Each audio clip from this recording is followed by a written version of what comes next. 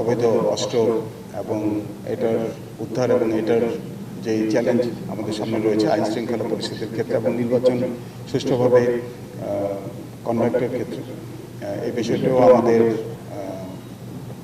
কার্যতালিকার মধ্যে অন্তর্ভুক্ত। এবং প্রধান নির্বাচন কমিশনার আমাদের 3 বাহিনী প্রধানের সাথে যখন সংলাপ করেছেন, তিনিও আমাদেরকে অনুরোধ করেছেন যাতে করে আমরা এই বিষয়ে গুরুত্ব আরোপ করি।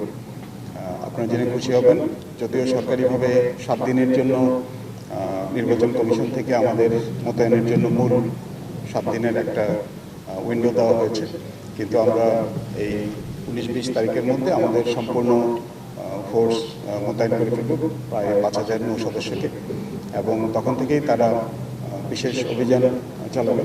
বর্তমানে আমাদের মোতায়েনকৃত নৌ সদস্যের সংখ্যা প্রায় 1800।